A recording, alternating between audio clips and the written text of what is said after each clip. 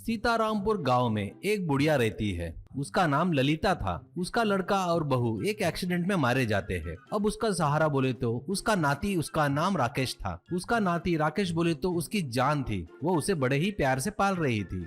रोज school में वो खुद उसे ले जाकर उसे वहाँ छोड़ आती और शाम को स्कूल छूटने के समय में स्कूल जाकर राकेश को ग्राउंड में क्रिकेट खेलते तक रुककर बाद में उसे घर लेकर आती थी। उसको चिकन पराठा बोले तो बहुत पसंद था, इसलिए उसे हमेशा चिकन पराठा खिलाती थी। वो जीने के लिए घर के आगे एक गाड़ी पर सब्जियां बेचती थी। उसमें जो भी कमाती थी वो अपने नाती की अच्छे से देखभाल करती थी।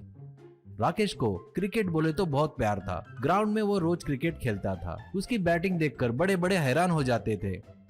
बड़े लड़कों के बॉलिंग पर भी वो चौके छक्के मारता था। वैसे उसको क्रिकेट खेलते हुए उसकी दादी देखती रहती थी।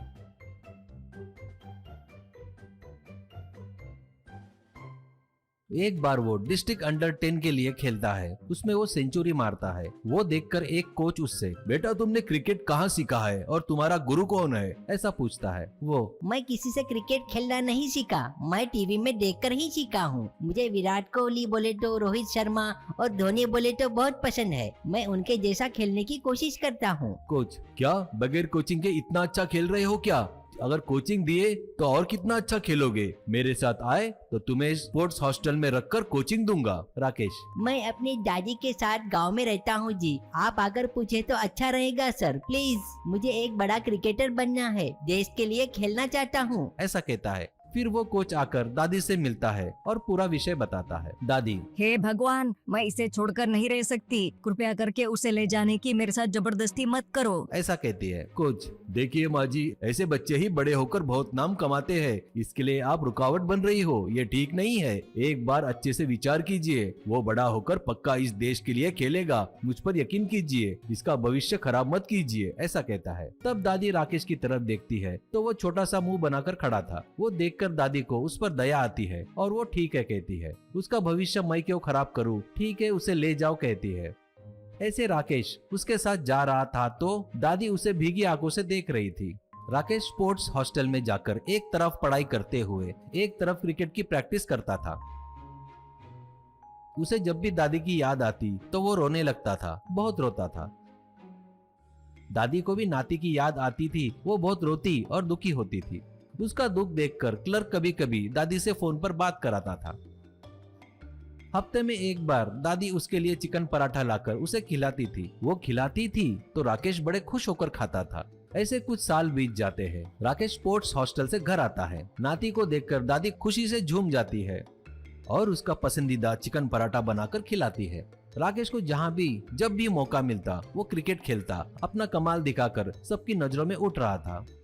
एक दिन कोच उसे फोन करके, राकेश कॉन्ग्रेचुलेशंस, तेरा इंग्लैंड टूर के लिए वनडे मैच के लिए सिलेक्शन हो गया है। तू अपने देश की तरफ से खेलने जा रहा है, ऑल द बेस्ट बेटा, कहता है। ये बात सुनकर राकेश के खुशी का ठिकाना नहीं था। वो दादी को बताए तो दादी भी बहुत खुश होती है। इतने सालों बाद बेटा तेरी इच्छा पूरी हो गई। ऐसी भगवान की कृपा तुझ पर बनी रहे, ऐसा कहती है। अगले दिन वो ज्वाइन होने के लिए जा रहा था। दादी के आंखों में पानी भर आता है। ऐसे वो अपने टीम में ज्वाइन हो जाता है और इंग्लैंड पहुंच जाता है। वहां पर पहले इंग्लैंड बैटिंग करके भारी स्कोर, बहुत ज्यादा रन बनाती है।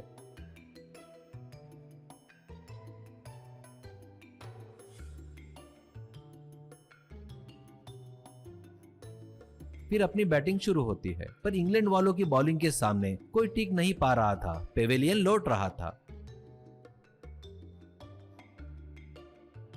तब राकेश की बारी आती है। वो उठकर जाते वक्त कोच आकर उससे कहता है, तुम्हारे लिए एक बैड न्यूज है। तुम्हारी दादी का अभी थोड़ी देर पहले हार्ट अटैक से देहांत हो गया है, वो मर गई है, ऐसा कहता है। तुम अगर जाना चाहते हो तो अभी मैं तुम्हारी टिकट बुक करता हूँ। पूरा कार्यक्रम करके आने के बाद अगला मैच खेल लेना, ऐसा कहता है। राकेश की आंखें में पानी भर जाता है और वो, नहीं सर, अपनी टीम अभी बहुत तकलीफ में है। मेरी टीम को जिताना मेरी जिम्मेदारी है। मैं खेलने के बाद ही जाऊंगा, ऐसा कहता है।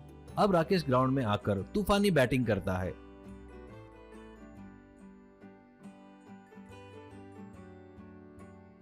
कम बॉल में सेंचुरी बनाता है। स्टेडियम पूरा तालियों से गूंज उठता है।